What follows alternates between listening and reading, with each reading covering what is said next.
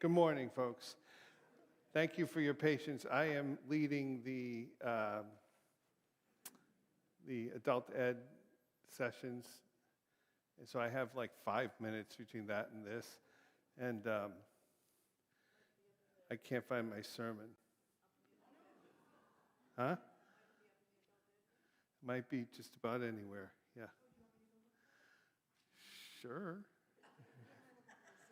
So, just backpack's in there, ain't in there, yeah. Sort of. It's all right, I can almost wing it. Okay, I wanted to point out one of the slides that went whizzing by. I posted something on Facebook, and I posted something on the website.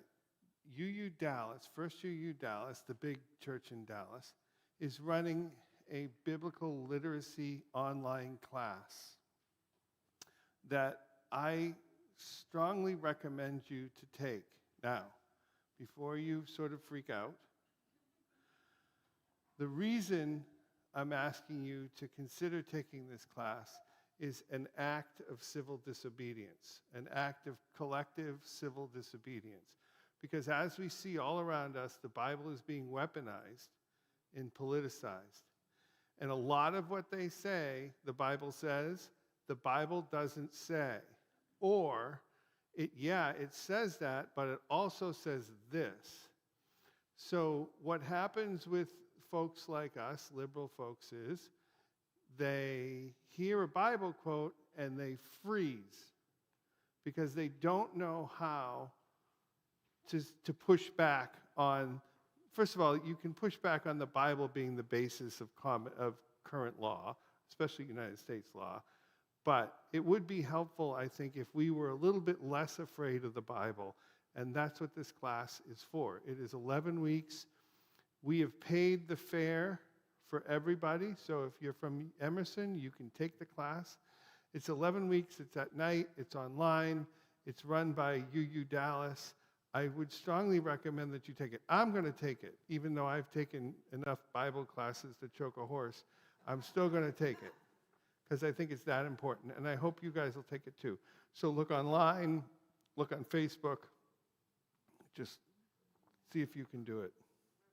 Yes? Question.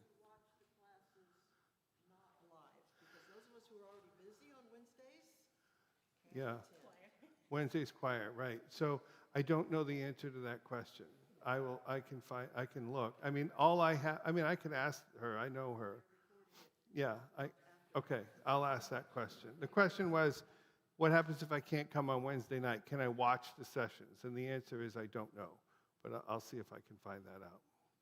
If you want to do it here, if 5 or 6 of you want to do it here, we can open up a room and do it here. Whatever it is you want to do. It's a very good idea for us. Okay, other announcements. Each Sunday, members of our lay pastoral ministry team, we call them LPMT, are here in the sanctuary. And after services to listen to any immediate pastoral care needs and assist you with connecting with additional resources here in the church. You can tell the members of the LPMT team because they have yellow badges. So if I say something in the sermon, or if I say something in the service, or if something rubs you the wrong way, please feel free to see them, right? Because I'm hard to get to. So please feel free to talk to them. And if you're having any sort of questions about anything that comes up, just they're here for you. That's all we are. So yellow tag people, can we show of hands? One there, one there, one there, one there. Just walk up to them and say, hey, can I talk to you for a minute? What else do we have for announcements? Oh, we have this wonderful announcement. So today is a very special day in Christianity that I had never heard of. It's called Presentation Day. Have you ever heard of Presentation Day? It is I never heard of it either. It is 40 days after the birth of Jesus. So today's 40 days from Christmas. And the reason it's called Presentation Day is because women were ceremonially or ritually unclean for 40 days after giving birth in ancient Jewish law. So 40 days later was the first time Mary could go to the temple to bring Jesus to the temple. So what happened was families would bring their babies to the temple to present the baby to the temple for the first time 40 days later. That's the presentation day. Today is the presentation of Jesus.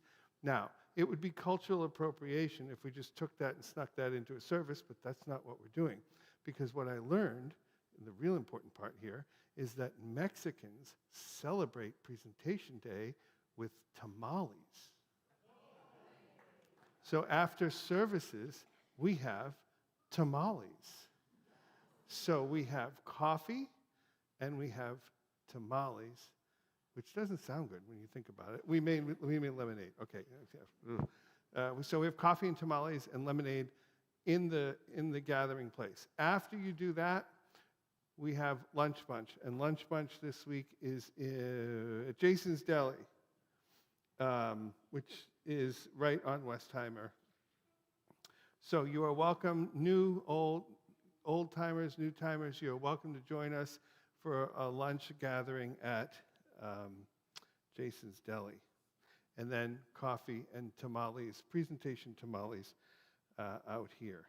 Did I miss any announcements, folks? No. Great. Oh, I got one little hand. Newcomers. Yes. Oh, yeah. If you're a newcomer, you should have gotten a packet. If you didn't get a packet, please feel free to ask anyone for a packet. And if you would like us to know more about you, there is a yellow card in the back of the pew. Please feel free to fill it out. We'll put you on our mailing list. And with that, I ask Artem to bring us in to the portion of our service.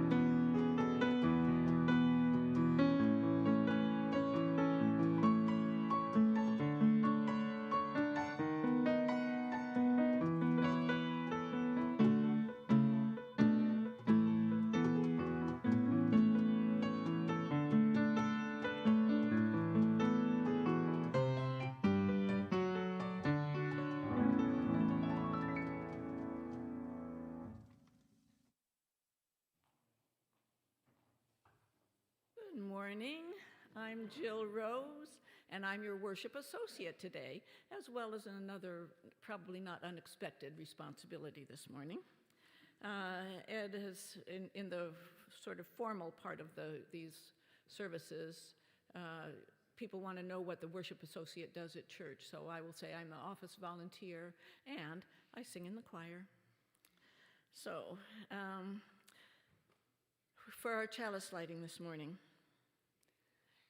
as we gather in community, we look within ourselves and to each other for strength, restoration, and inspiration, so that as we journey together, we catch the spark of the eternal Spirit, and from that spark, we light our chalice.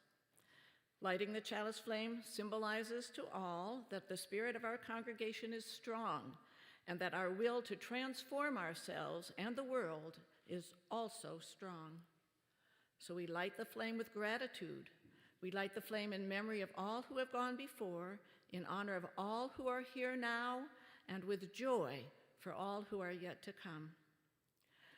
As Aliyah Patel has lit our chalice flame here in the sanctuary, I invite those of you joining us from home to light a candle or a chalice of your own. Thank you, Aaliyah. Our chalice lighting words this month come from Ava DuVernay. She is not well known outside of certain circles, so I would like to tell you a bit about her. DuVernay is a contemporary award-winning American filmmaker, screenwriter, director, and producer.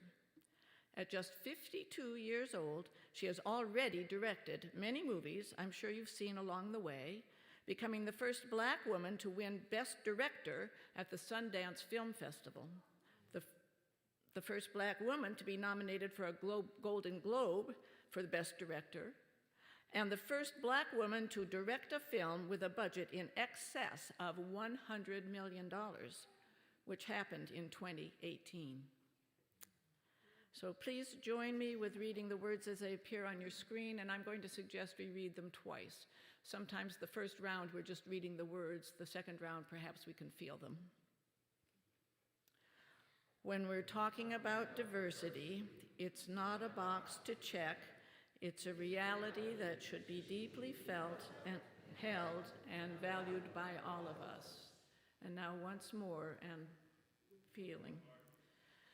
When we're talking about diversity, it's not a box to check, it is a reality that should be deeply felt and valued by all of us. As we work to create beloved community, we welcome all who would join us in building a better world with more love, more justice, and more peace. We welcome all who would join us in growing in mind, heart, and spirit. We welcome all who would join us in tearing down systems of oppression of all kinds. We welcome all who would join their purposes to ours in a loving spirit of right relationship. So please join me in our welcoming words. And the words are on the screen. Whoever you are, wherever you come from, wherever you find yourself on your life's journey, whichever your pronouns, whether you've walked in or rolled in or dialed in, whomever you love, you are welcome here. And now we have our presentation of This Week in Unitarian Universalist History with Richard Cummins. Thank you, Richard. Thank you, Jill. Good morning. For the week of January 27th to February 2nd, there were many significant events in UU history, and I'd like to present two of them. On the 29th of January in 1737, Thomas Paine was born in Thetford, England, of Quaker parents. He came to America after meeting Benjamin Franklin in London, and in 1776, he published the pamphlet Common Sense, encouraging American independence from England. Back in England in 1792, he published The Rights of Man, refuting Edmund Burke's criticism of the French Revolution. In 1796, he followed up with The Age of Reason, discussing his deistic and humanistic beliefs. Paine was not a member of a Unitarian or Universalist church, but his plea for human rights had a strong influence on the movement. He died on June 8, 1809 in New York City, impoverished and ostracized. On the same day in 1861, Florida Yates Ruffin Ridley was born in Boston. An African American, she was educated in that city. Her parents were distinguished local citizens, but they moved to England to rear their family in a free country. They returned to America at the outbreak of the Civil War to help end slavery. Ridley became the second African American teacher in the Boston public schools. In 1888, she married Ulysses A. Ridley, who owned a tailoring shop in Boston. They lived in Brookline, Massachusetts, and became members of the Second Unitarian Church. She became interested in African American history and literature and was a founder of the Society for the Collection of Negro Folklore. She founded the Society of Descendants, Early New England Negroes, and served as president from 1931 to 1940. A strong advocate of women's suffrage, she helped founded women's clubs and worked with the League of Women for Community Service. She wrote both fiction and nonfiction, especially describing African American life and race relations in New England. She died in 1943. Back to you, Reverend Ed. It's so weird to hear certain words used as a matter of course, isn't it? Like it's this. It's important occasionally for us to remember that our history is shared and a harmful history. Our congregation's buildings are situated on the home of the Karankawa and the Atakapa peoples, and many peoples now remembered only to history. Those peoples lived here for thousands of years before European settlers came and nearly brought about their end. May we recognize, uplift, and support Indigenous voices and communities in our work as a congregation. And now for our opening words. Our opening words are an opportunity for us to center ourselves and to hear the words of important people or scriptures or just important words. And these words today come from Václav Havel. Havel lived from 1936 to 2011.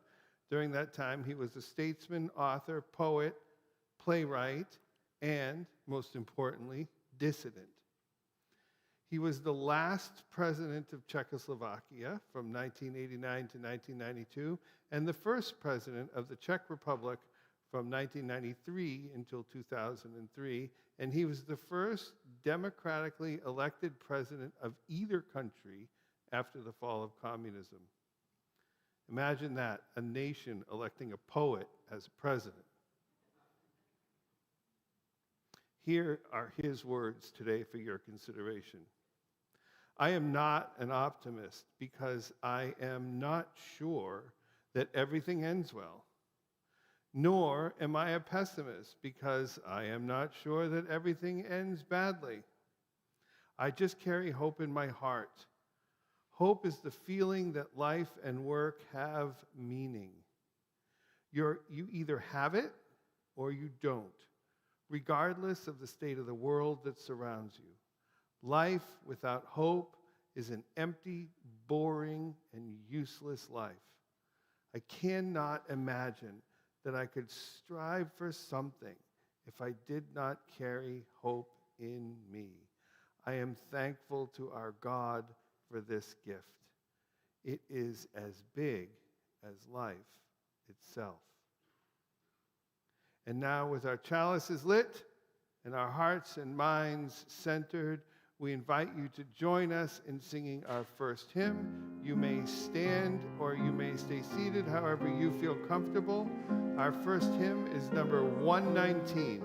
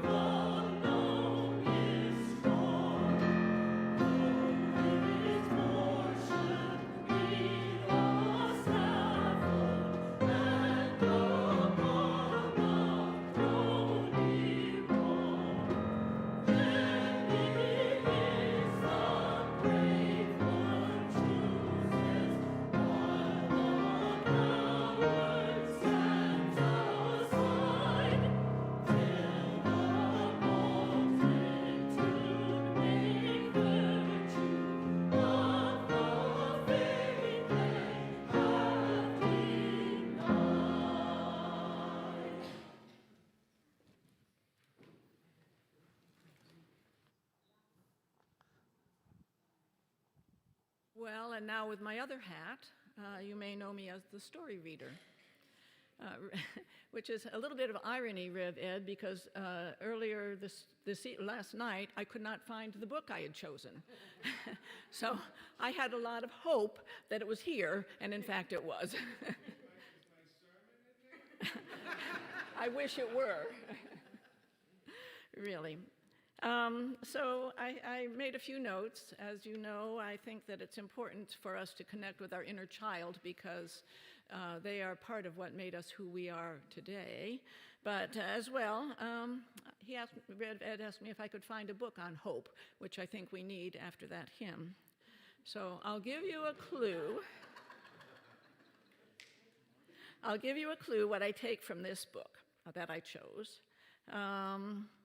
So I couldn't find my book at home. That was my hope. I was disappointed. I came to church. I found it. Success. So there's my hint. As usual, no matter how old you are, I hope you will listen to this story. The book is called The Circles All Around Us. It's by Brad Montague, and he and Christy Montague are also the illustrators. For those of you who might not know, that means they do the pictures. So I will read the book. The pictures are charming, but I think sometimes I think the difference between seeing a movie and reading a book is what pictures you make in your own mind. He wrote this for all the kids making the world better right where they are. And he said we begin by drawing a circle on the ground along each shoe. A safe little place for just one person. Nobody's in this circle but you. You could keep that circle closed to everyone but yourself. But that would be like a library book with just one book upon the shelf. So let's draw a bigger circle for you and your family to share. And now you can see what will happen in a circle of love and care. It becomes a happier circle. Grandparents, pets, cousins, as more loved ones come to stay. And wouldn't it be even better if your friends could come out to play? So you stretch and draw your circle even bigger than it's been, and let a few more people know they're welcome to come in. In the circles all around us, everywhere we go, there's a difference we can make and a love that we can show.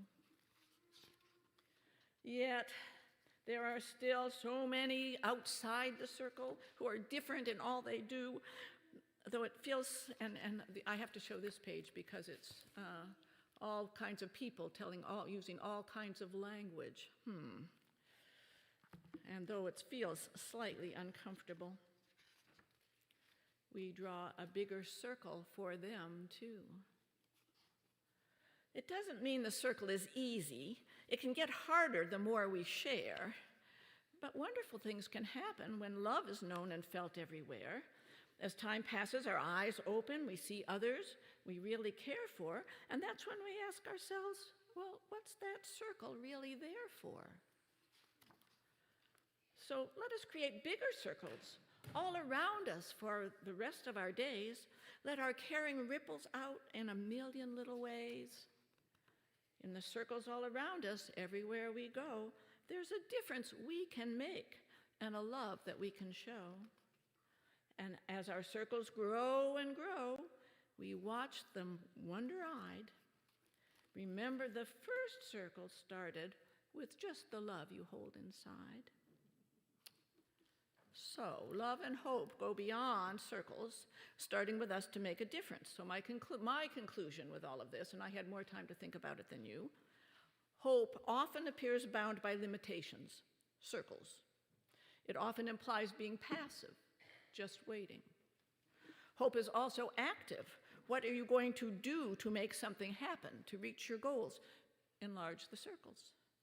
Hope can lead to disappointment. Your goal is hard to reach. It is hard to make things happen for the things you want to achieve, whether due to yourself or due to others among us, or communication problems, even when we think we speak the same language with different understandings. Still, hope encourages resilience. Expand your reach, widen the circles, and try again. And now it's time for our offering. Emerson collects an offering each week, like many other communities of faith, but our offering is not for our church, which is supported by the annual pledges of our members. We collect our Sunday offering to give to others because we know that giving is both transformative, a transformative spiritual act, and an important way to live our values. 75% of today's offering will go to February's Share the Plate recipient. Oh dear, I should have practiced these words. Carrio Como Crudo tribe of Texas, also known as Esto Nga. The remaining 25% of today's offering will go to Interfaith Ministries, Meals on Wheels, which provides thousands of meals every day to Houston's homebound seniors. You can go to our webpage for online giving, put cash or a check in our offering basket, or mail a check to the church. And if you want to find out more about our recipient, there's things I believe on the website and also in the e-blast. During the offering music, any children who would like to go to a Sunday school class may follow Mackenzie out to the classrooms. And over to you.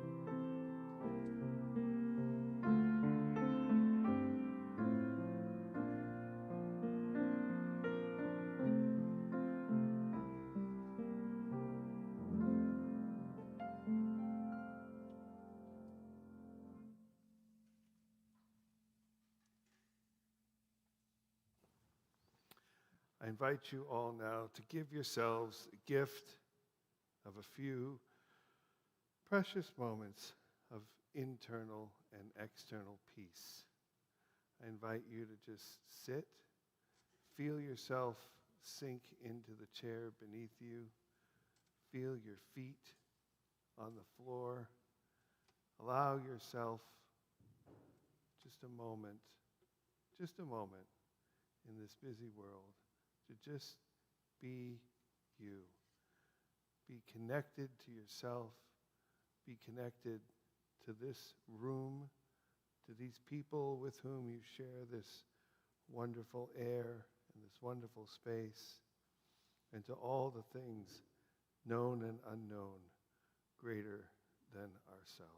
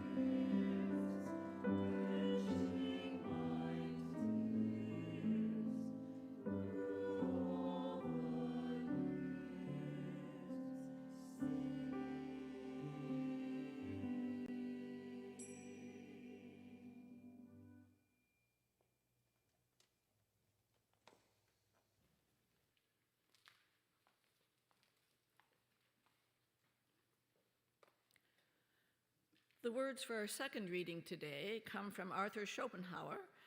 Schopenhauer was born Polish-Lithuanian and died a German.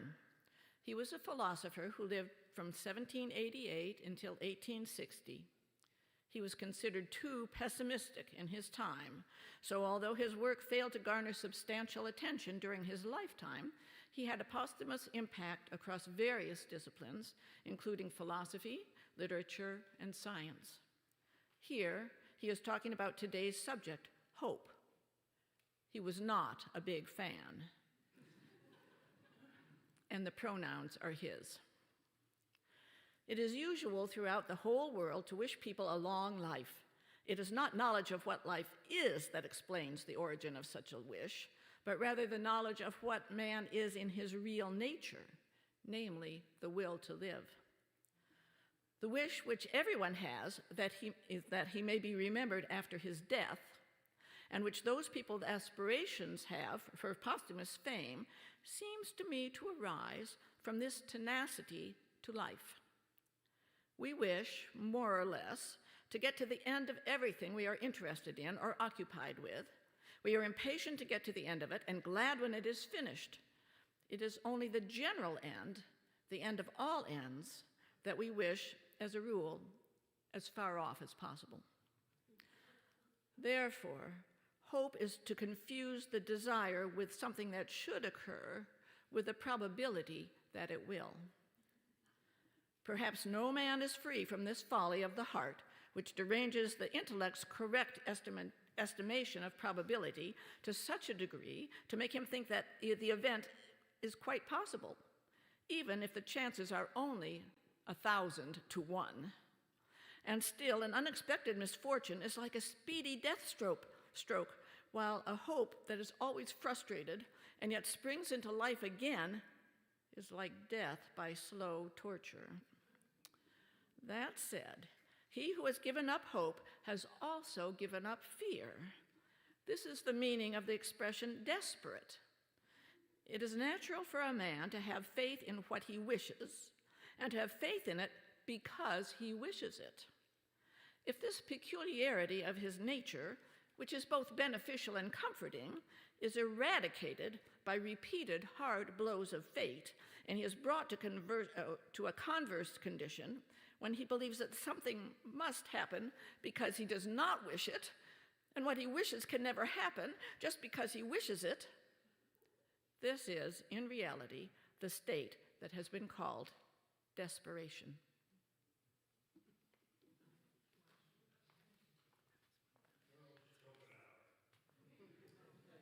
Tell it how it is, buddy. You can see why he wasn't popular. But I did find the quote really interesting. So let me start by saying happy Presentation Day. That's new for most of us. Happy Tamales Day. And happy St. Groundhog Day. I believe Hallmark should really make St. Groundhog Day cards. Barbara's not here, but did you love the wonderful, we don't have it here, but did you love the wonderful little art that Barbara, on the front of your, Barbara Elmore is producing the art now for the front of the, for use on the service. And Barbara did that, and I said, Barbara, maybe put a little halo on him. And he said, got it. And she said, got it. And then she did it. So if you see Barbara, she usually sits up front. She's not here this week. Tell her, I've been waiting for a week where she was here and we use her art to introduce her, and that hasn't happened. So there you go. You may recall about a year ago, I did a sermon standing right here about my own personal liturgical calendar. I called it Scrambling Up the Calendar, and I rearranged all the holidays so that they make sense.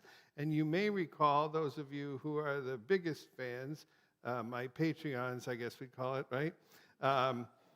You may recall that I made St. Groundhog Day the first holiday of the year, the most important holiday of the year.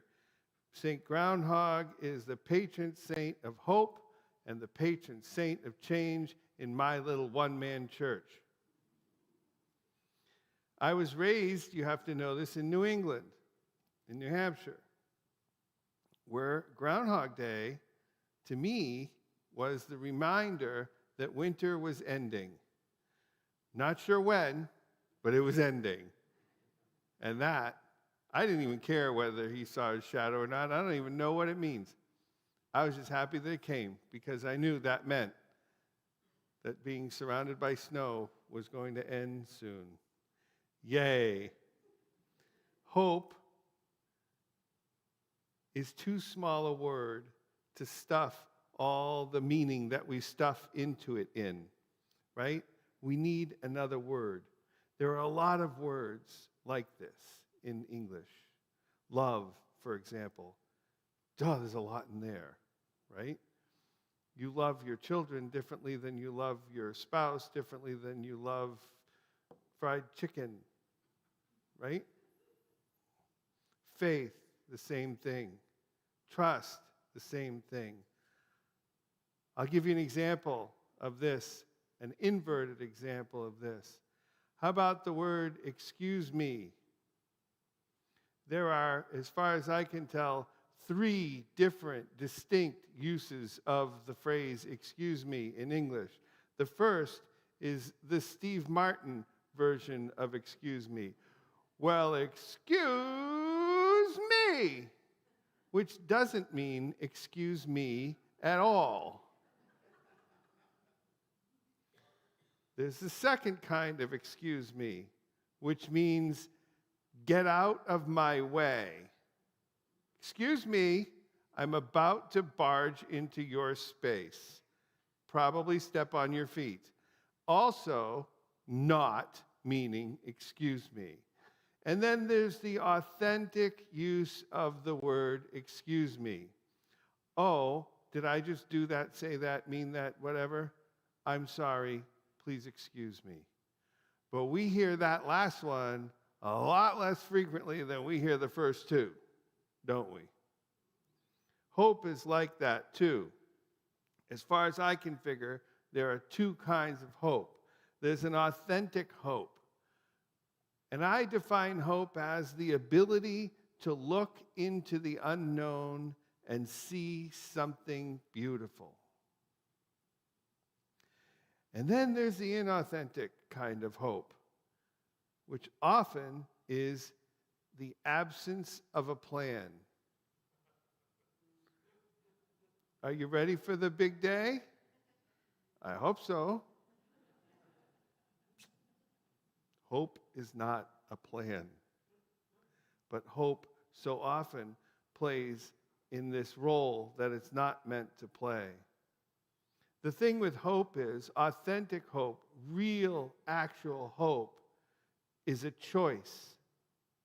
It's a choice to see something beautiful. That choice does not come in a vacuum, out of despair, or in the case of the planning, out of laziness. It's a choice we are all capable of making. That's what I think Václav Havel was saying, right? We are all capable of making the choice. And what Schopenhauer was saying was, we use hope, that inauthentic hope, too much. If we just use the real version, we'd be better off. This nation we call home is at an inflection point. It stands staring into the unknown. We all wanted to see change. And now we're drinking change from a fire hose. Some of us are losing hope that our leadership sees the same beauty staring into that unknown that we see. And it is hurting us. It is hurting you. There's a new term being kicked around. I don't know if you've heard it. Have you heard of the "oh well" generation? The "oh well" generation is the generation that sees something happening in government, in politics, or in culture, and says, Oh well. They shrug. Younger generations see the house on fire and wonder why the oh well generation isn't helping. I can understand the oh well generation. I don't know that I'm part of it, but I can understand it. The oh well generation, and this is a partial list, dealt with Vietnam, civil rights, Watergate. Many of you sitting in this room, all of this was on you. AIDS, gay rights, the savings and loans crisis, the 2008 banking crisis, 2021 banking crisis, COVID-19. All of the oh well generation is in some respect saying, I'm tired. And I can feel that. I can feel that. But what I fear most of the oh well generation is that they've lost hope. I'm not saying they have to pick everything up. That's not what I'm saying. I'm saying I'm worried. I'm also concerned that the house on fire generation, probably correct, but I'm also concerned that they have lost hope as well. Sometimes I feel that the house on fire generation is looking at the oh well generation and saying, why aren't you helping? And the oh well generation is saying, you got this. We had it. We didn't know what we were doing. Vietnam, civil rights, we didn't know what we were doing. Just do it. You got this. You have the strength to do it. So I'm in part also worried that the house on fire generation has lost hope in themselves, lost faith in themselves. Faith and hope are so intertwined, aren't they? You need to have a little faith. That's why last month, I kept putting that Jimmy Carter thing up. You have to have a simple faith. Because if you don't, the ramifications are awful. I urge you, both of you, the oh well generation and the house on fire generation, do not miss out on the real reason for hope, at least from where I'm seeing, at least from where I'm standing. The real reason for hope is you. No matter what happens in this world, you have the choice to decide that you are ready to see something beautiful. Not just uncertainty, but promise. And I'm going to say something here that a lot of you don't understand, but I'm going to say it because it's very important. Nobody can take that away from you. Nobody can take your option to choose away from you. You can always choose to see beauty. You can always choose real, authentic hope. It is an inalienable part of your humanity. You are capable, you are ready, and now, as you stare into uncertainty, not knowing what may or may not happen, you have the power to make that choice. And let me just tell you that every time you stare into uncertainty, you don't know what's going to happen. Every single time, right? Not just political, not just everything.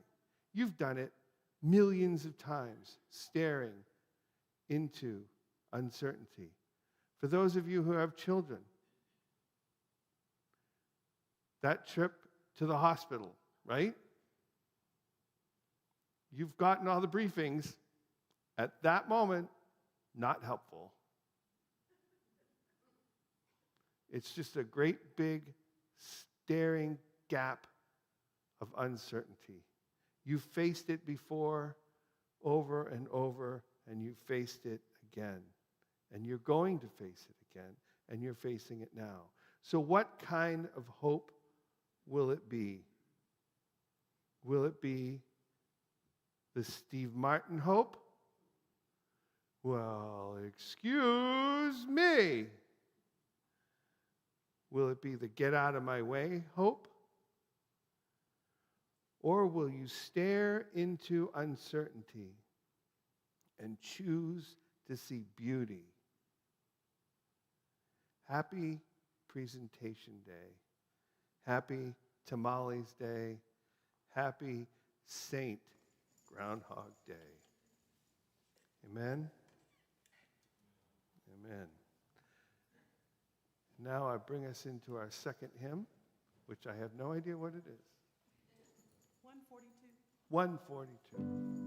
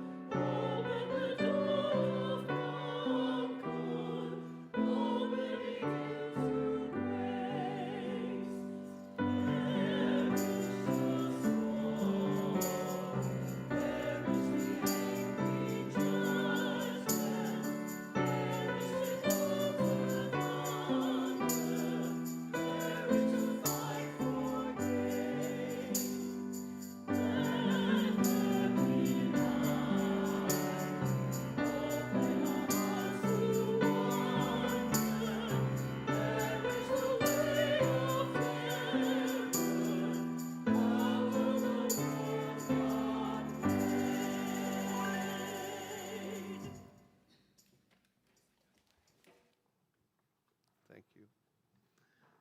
I would like to thank Ariel, who came up with the idea of using an iPad to preach with. Thank you. I have to tell you, I was petrified. I didn't know the thing was going to shut off or if I was going to lose it. I'm not great with technology. But Ariel, that was a great idea. Thank you very much. It takes a village, folks. I bet I had hope. I had most of the sermon memorized is what I had, so I was just going to punt. But I appreciate that. Thank you. Thank you. Because I forgot about the Steve Martin bit. Each time we come together, folks, we move with the words we hear, we move with the music we hear, and we move with the light of our chalice, which like us flickers and flutters from side to side, moving constantly, yet tethered to its source. We are going to extinguish this chalice now, not as a symbolic ritual, but as a practical ritual, because the flickering, fluttering light of our congregation is carried with each of you present here today. Those of you joining us online, those of us not with us today, those of us who left this congregation a long time ago, never to return, and those who have yet to arrive. We are so thankful for all of you. We invite, we are grateful for your presence this morning. For those of you who have joined us on YouTube, after the postlude, after Arden plays the postlude, we will be ending our live stream, and we look forward to having you back either online or here with us at Bering Drive whenever you are able. So I ask you now, I leave you with these final words. I ask you, may we, in the course of our week, come to be able to feel the liberating freedom of this religious path we share. May our gods welcome us. May they challenge us to live up to our own expectations of ourselves, wherever and whatever they are. and may the world around us light up so that we may see our way back to clarity and wholeness. Amen.